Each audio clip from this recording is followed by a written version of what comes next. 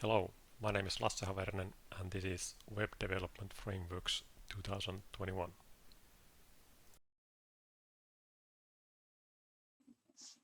Okay, we will begin our lesson with a JavaScript primer to brush up our JavaScript skills so that we are then more comfortable on learning React and Node.js later on.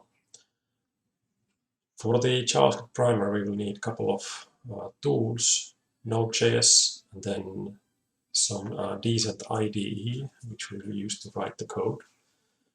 Here I have Node.js page open, and the current version is 16.6, and then the long-term support version is 14.17.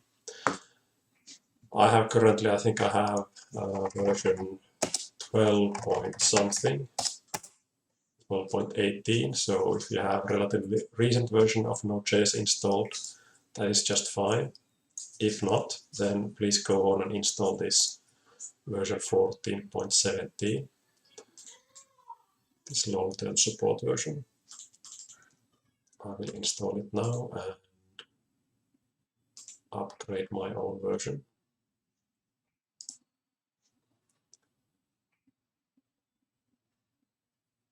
Okay, let's see. I need to close this terminal.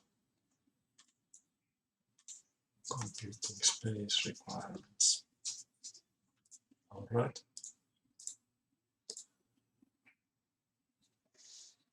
These should all be, all the default settings should be just fine.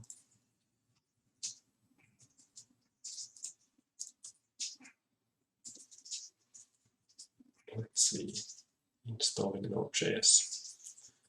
So while it installs, okay, yes, it can make changes. So while it installs, I will talk about this IDE. I will be using Visual Studio Code, which is a free, very good IDE. Supports all the major programming languages and has a huge number of different extensions available. This is my personal favorite. It has versions for all the operating systems as well, so no matter if you're running on Mac or some flavor of Linux, this Visual Studio Code should be available for you. So I recommend this one. Of course, you can use some other IDE if you want. If you want to follow the exact same steps what I'm doing, then please install this Visual Studio Code. Okay, now I think that the Node.js installation has finished. Let's see, does it recognize it? Here I have installed Windows Terminal. I will be using this one. You can use command prompt as well, but you should have some sort of terminal application which allows you to